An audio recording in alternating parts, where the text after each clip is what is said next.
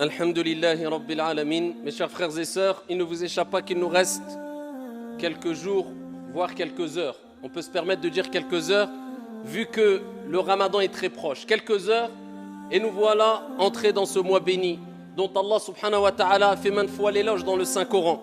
Ce mois dont le prophète alayhi afdalus salatu wa azkat taslim a dit que quand il rentre, eh bien, Allah Jalla wa ala nous facilite l'entrée au paradis. Allah subhanahu wa ta'ala affranchit des gens de l'enfer. Allah Jalla wa ala ordonne à toutes les portes du paradis de s'ouvrir et à toutes les portes de l'enfer de se fermer. Et Allah Jalla wa ala donne l'ordre que tous les shayatin, les diables les plus néfastes, soient enchaînés.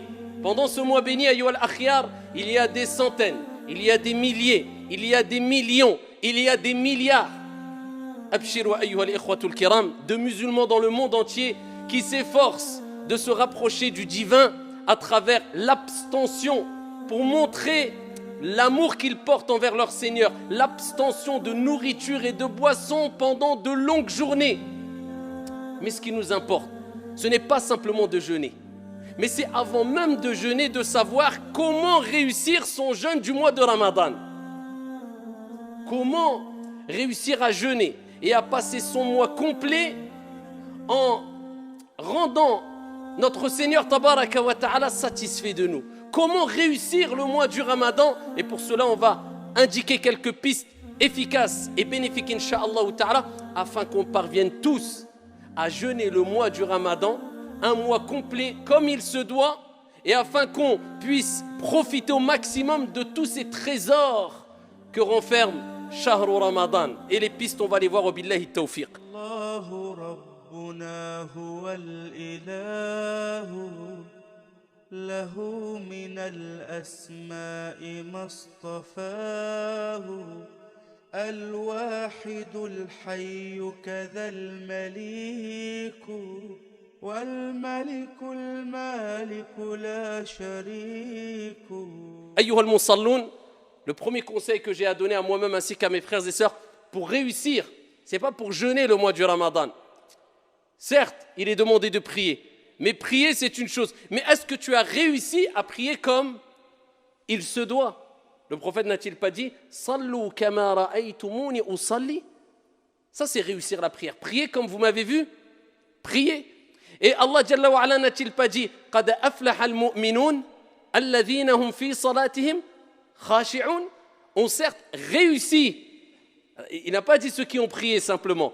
Réussit ceux qui ont eu cette humilité, cette concentration dans la prière. Donc prier c'est une chose, mais réussir la prière c'est une autre.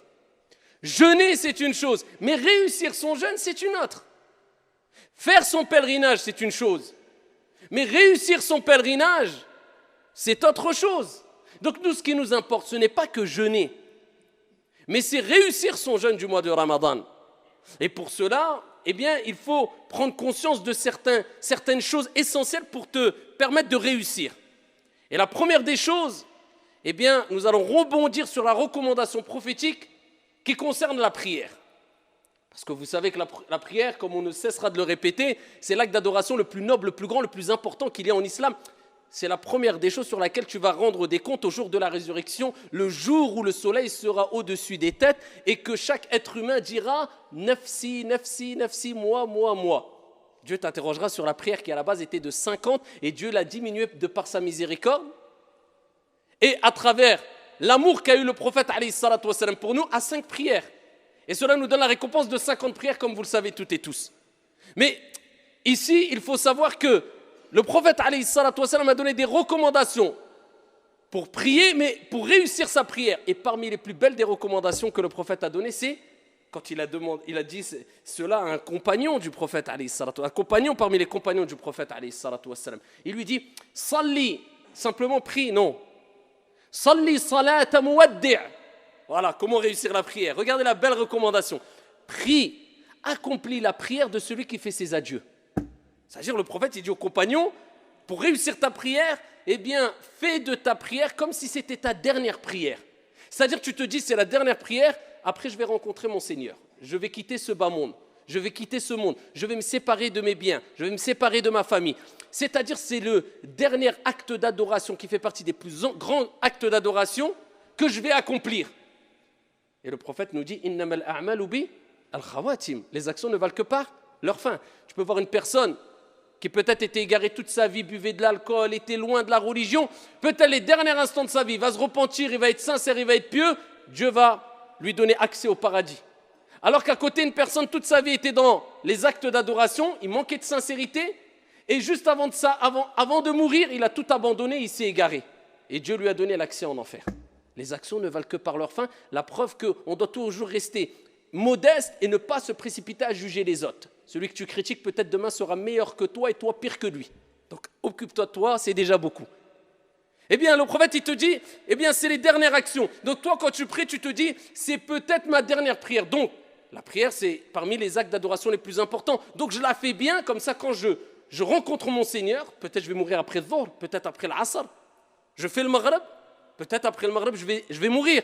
Au moins le plus grand acte d'adoration pratique, eh bien, je l'aurais fait de la meilleure des manières. Eh bien, de même, nous te disons, ya Abdallah, ce mois de Ramadan, quand tu vas le jeûner, dis-toi, je fais le jeûne de celui qui fait ses adieux. Combien, comme vous le savez toutes et tous, ont jeûné avec nous, ne serait-ce que dans cette ville, l'année dernière, et aujourd'hui, ils sont où? Tahta al-turab, rahimahumullahu jami'an. Ils sont sous la terre. Ils auraient rêvé, ils auraient espéré. Wallahi wa rabbil Kaaba.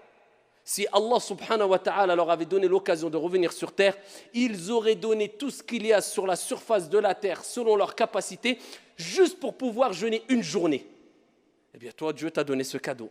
Cette année, tu vas jeûner. L'année prochaine, 11 mois, on ne sait pas ce qui peut se passer. Déjà en 2 heures, on ne sait pas ce qui se passe. En 10 minutes, ta vie, elle peut vaciller. On sait très bien que tout va très vite, surtout aujourd'hui. Alors que dire de une année? Donc c'est peut-être ton dernier Ramadan. C'est peut-être ton dernier Ramadan. Et ce que tu vas gagner pendant le mois de Ramadan, wa rabbil Kaaba, de manière générale, tu ne pourras pas le gagner en dehors du Ramadan. C'est le meilleur mois de l'année. C'est le mois où il y a le plus de cadeaux. C'est le mois où il y a Laylatul Qadr. C'est le mois où Allah ouvre toutes les portes du paradis, comme s'il te disait, ça y est, le paradis, toutes les portes sont ouvertes. Il n'y en a aucune qui est fermée. Vas-y, entre par la porte que tu veux. C'est facile. Ya Abdi, oh mon serviteur, fais des efforts, rapproche-toi de moi, le paradis il est à portée de main. C'est le mois où shayatin, les diables les plus néfastes sont enchaînés. Comme si Dieu te disait, je sais que tu es faible, je sais que tu es attiré par le mal, je sais que le diable a une influence sur toi, eh bien je vais enchaîner les diables les plus néfastes pour te faciliter l'entrée au paradis. Te faciliter le fait de te rapprocher de moi, les actes d'adoration, pour éduquer ton âme plus facilement afin que tu persistes dans les actes d'adoration. C'est peut-être ton dernier Ramadan. Dis-toi ça dans la tête. Et tu vas quitter ce monde, peut-être, avec le dernier Ramadan accompli de la meilleure des manières. Quel bagage, quel investissement. Ça, c'est le vrai investissement. Ama pour dunya, pour la vie d'ici-bas, investis ce que tu veux, ce n'est pas illicite. Mais ce n'est pas le réel investissement, tout simplement parce que cela va rester et ne perdurera pas, mais en tout cas, quand tu quitteras ce monde, va rester derrière toi. Comme on dit, même si tu investis dans une maison, dans une voiture, ne serait-ce que la clé, ta maison, elle ne te suivra pas dans ta tombe. T'as quoi en fait? Tu es qu'un locataire, même si ça t'appartient, tu restes locataire, que tu le veuilles ou non. Petite période, mudda qasira, toute petite période, tu ne sais pas combien de temps. Donc investis dans ton Ramadan. Allah t'a donné la santé, Allah t'a donné la foi. Allah Jalla wa Ala t'a donné l'intelligence. Allah subhanahu wa ta'ala t'a choisi. Eh bien, profite, sois reconnaissant vis-à-vis d'Allah. Et ainsi, tu réussiras ton mois de Ramadan. Deuxième piste pour réussir son mois de Ramadan. Ash-shukru lillah. Prendre des leçons du mois de Ramadan. C'est le but du Ramadan. C'est-à-dire, le Ramadan, c'est une école. Pour réussir son Ramadan, ou du moins, pour savoir si tu as réussi Ramadan, regarde l'impact qu'a eu le Ramadan sur toi après Ramadan. Parce que Dieu, il nous éduque à travers les actes d'adoration. J'espère bien que vous avez compris que les actes d'adoration, ce n'est pas simplement le fait de faire des gestes pendant la prière. Non, ces actes d'adoration pratiques, d'accord, cultuels, ont été mis en place aussi pour nous éduquer dans la vie de tous les jours. Vous comprenez ça? Ramadan, si tu veux le réussir, eh bien, c'est que tu vas comprendre que c'est des leçons le mois du Ramadan et que ça doit laisser une marque sur toi après Ramadan. Quand tu viens à la mosquée, et que tu dois venir en marchant, sans courir, et que tu dois t'aligner avec tes frères, tu dois te rapprocher des frères, coller tes épaules, Pas coller les pieds. Beaucoup collent les pieds, alors que dans les 4 écoles, ça n'existait pas. Coller les pieds, c'était juste pour aligner les rangs. Après, tu n'as pas besoin de coller les pieds. Mais aligner les rangs, le prophète, il dit avec douceur, vous rapprochez vos épaules. Vous suivez l'imam. Pourquoi cette discipline? Pourquoi cette organisation? À une heure bien précise. Quand l'heure est passée, ça y est, tu vas prier tout seul. Des mouvements que tu fais en harmonie, tous ensemble. Tu suis l'imam, tu ne fais pas ce que tu veux. Pourquoi ces règles? Pourquoi ces comportements? Pourquoi cette gestuelle? Pour nous éduquer, nous apprendre à être disciplinés, à être organisés, à être carrés, à être sereins, à être apaisés. Mais est-ce qu'on a compris cela, nous? Normalement, on doit être les gens les plus éduqués, les plus disciplinés. Et malheureusement, illa man rahimallah, ce n'est pas le cas. Parce qu'on n'a pas compris que derrière les actes d'adoration, il y a une éducation qu'on doit mettre en application dans la vie de tous les jours, quand tu sors, quand tu vends, quand tu achètes. Dans chaque acte d'adoration, on peut puiser plusieurs leçons qui nous permettent d'être éduqués et disciplinés en dehors de la mosquée, en dehors de l'acte d'adoration lui-même. Siyam ou Ramadan, le mois du Ramadan, ça nous pousse à la modestie. Parce que tous les actes d'adoration, eh bien, c'est un des buts. C'est quoi? C'est la modestie, la prière. Tu pries aligné, tu es à côté du riche, tu es à côté du pauvre, tu restes modeste. Le mois du Ramadan, le pauvre ne mange pas, toi tu ne manges pas. Tu es riche, tu ne manges pas. Parce que tu as des millions, tu as le droit de manger avant le Maghreb, abadan, tu attendras le Maghreb.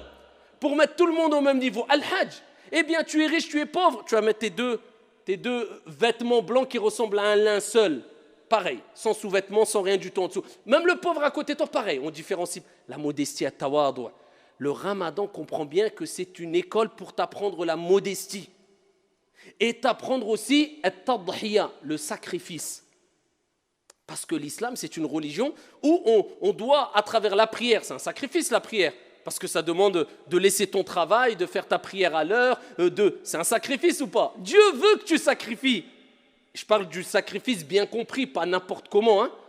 Et pareil, le jeûne du Ramadan, c'est un sacrifice ou pas? Mais bien sûr. Comment ça, du matin, surtout nous ici, du matin, 6h du matin, 5h du matin, jusqu'à 21h le soir, 21h30, 22h, tu te prives de boire et de... Si ça, ce n'est pas un sacrifice, c'est quoi? Parce que Dieu te rappelle, tu as été créé pour m'adorer et je veux que tu prouves ton amour vis-à-vis de moi à travers des sacrifices dans les actes d'adoration.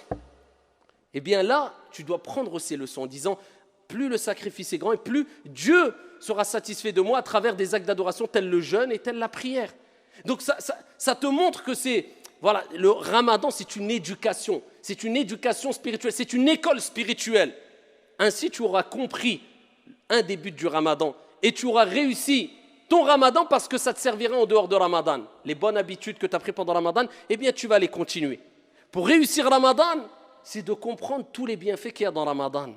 Et parmi les plus grands des bienfaits et les plus beaux des bienfaits, le prophète sallallahu alayhi wa sallam, fi sahih, comme vous le savez toutes et tous, a dit « Man sama Ramadan imanan wa ihtisaba. Ghufira lahu ma taqaddama min dhanbi. » Celui qui jeûne le mois du Ramadan, poussé par sa foi, c'est pas parce que par habitude ou pour ressembler aux gens ou pour que les gens disent oh il jeûne ou je ne sais quoi. Non, on n'a à imposer à personne le mois du Ramadan. Et quand on fait un acte d'adoration, on le fait pour Dieu, pour Allah subhanahu wa ta'ala uniquement. Celui qui fait le mois du Ramadan, poussé par sa foi, en espérant la récompense divine. C'est-à-dire quand tu fais Ramadan, tu espères la récompense. C'est quoi le Jannah, le paradis? C'est quoi? Tu veux réussir ton Ramadan? Eh bien, rappelle-toi de ce hadith, celui qui jeûne le mois du Ramadan, poussé par sa foi, en espérant la récompense divine, tous ses péchés seront pardonnés. Man qama Ramadan kadhalik. Le prophète, il dit aussi, celui qui fait la prière la nuit pendant Ramadan. Alors ça, retiens cela. C'est-à-dire, celui qui, tout le mois du Ramadan, il a fait qiyamul layl, la prière de la nuit. Tout le mois du Ramadan. C'est pour ça, ne rate pas une seule nuit sans faire au moins, ala al-aqal, les gens, alhamdoulilah, ils vont tous à Tarawih en général, mais au moins 2 rak'at après Salat al-Isha. Qiyamul layl, au moins. Comme ça, tout le mois, tu auras fait Qiyamul layl, le prophète, il dit, celui qui le fait, tout le mois du Ramadan, tous ses péchés seront pardonnés. Par contre, le prophète sallallahu alayhi wa sallam, il nous dit dans le hadith rapporté par Al-Bukhari, et il nous rappelle que Ramadan, ce n'est pas que se priver de boire et de manger, c'est un comportement, c'est un akhlaq, il dit, celui qui ne délaisse pas Az-Zour, le mensonge, et le témoignage, le faux témoignage, quelqu'un qui ment, pendant le mois du Ramadan, il a oublié que Ramadan, c'est avec la bouche, c'est avec les yeux, c'est avec les oreilles aussi. Eh bien, Allah n'a pas besoin de sa privation de boire, de nourriture et de boisson. Allah, il n'a pas besoin. Entre guillemets, tu te fatigues. Tu bois pas, tu manges pas, mais Allah, il n'a pas besoin de ton jeûne, parce que tu mens. Et le prophète, il dit dans Sahih al-Bukhari, il dit, celui qui jeûne, qui entame le mois du Ramadan, il doit s'abstenir de toute obscénité. Vous avez l'éducation? Si tu veux réussir Ramadan, tu comprends que Dieu t'éduque, parce qu'il veut qu'il t'a facilité le fait que tu peux éduquer ton âme, parce que l'âme, elle s'affaiblit. L'âme instigatrice au mal, elle s'affaiblit. Vous voyez, on se sent faible pendant Ramadan, parce que le sang circule moins vite dans le sang, dans le corps, et le prophète alayhi salatu wassalam, il dit, Shaitan circule en vous comme le sang circule dans votre corps. Shaitan a moins d'influence sur toi, le corps s'affaiblit, l'âme instigatrice au mal, elle s'affaiblit aussi. Les shayatines sont enchaînées, les portes du paradis sont ouvertes, Dieu te facilite l'éducation de l'âme. Et le prophète, il te dit, donc c'est comme s'il te dit, maintenant éduque ton âme. Les mauvaises habitudes, tu es insulté, vous voyez, maintenant tout le monde, chaque phrase, il dit au moins 3-4 gros mots. Illa man rahimallah. Eh bien là maintenant, éduque ton âme. Tous les mauvais défauts, les défauts que tu avais, essaye petit à petit. On n'est pas des anges, on n'atteindra jamais la perfection. Al-kamal ou lillah. Mais essaye de tirer les plus gros défauts que tu avais. Entre autres, les mauvaises paroles. Le prophète, il dit, alayhi salatu wassalam, celui qui jeûne le mois du Ramadan, il délaisse toutes les obscénités.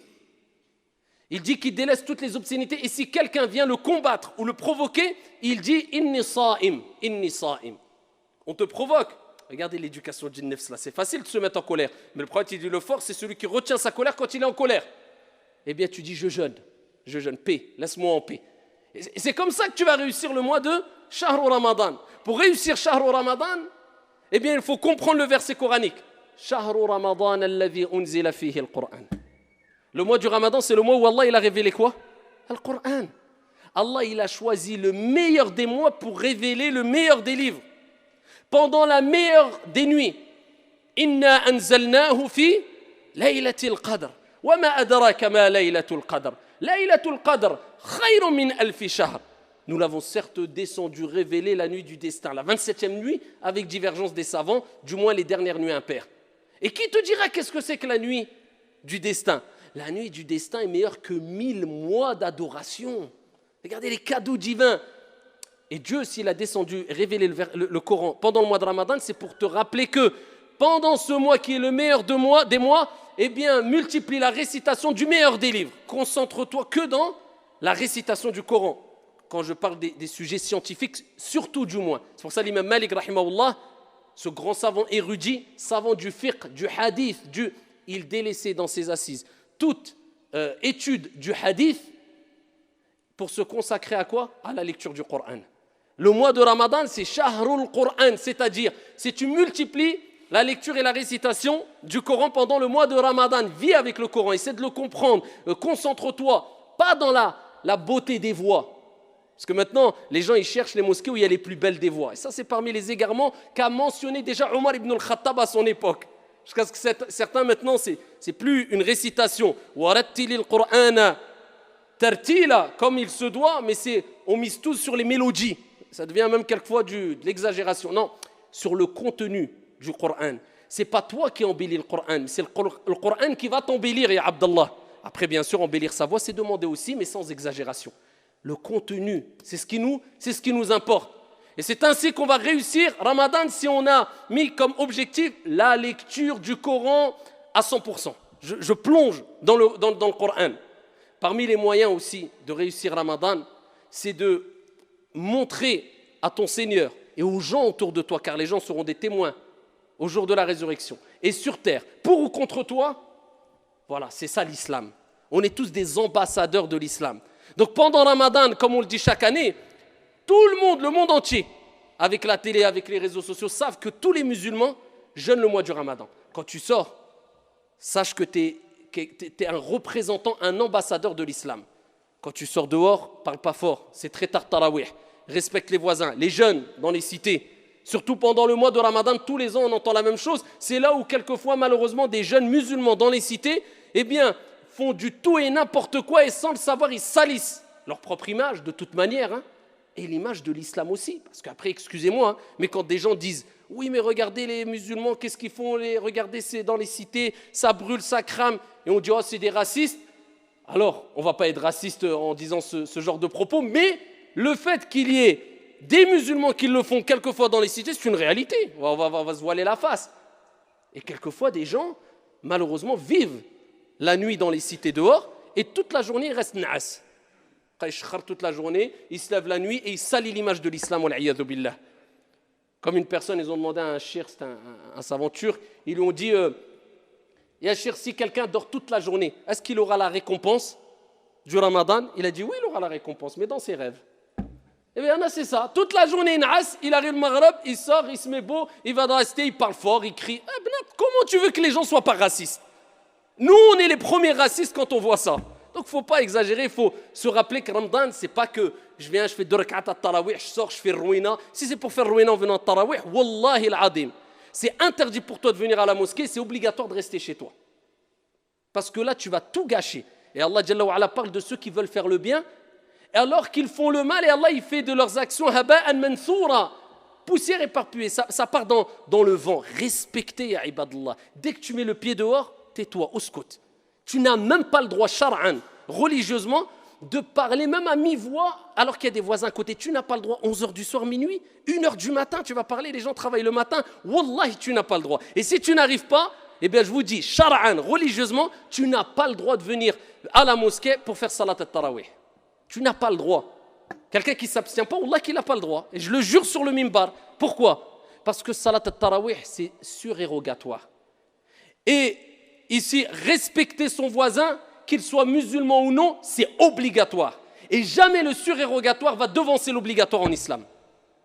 Donc, si toi tu n'as pas compris ça, eh bien, à toi de te remettre en question et de te dire que Ramadan, c'est un respect que je dois avoir vis-à-vis des gens et je suis ambassadeur de l'islam. Et ainsi, bi'idhnillahi tabaraka wa ta'ala, tu réussiras ce mois béni, tu profiteras de toutes ces récompenses ici qu'il y a dans le mois de Ramadan. Wallahu a'lam. Ayyuhal musallun.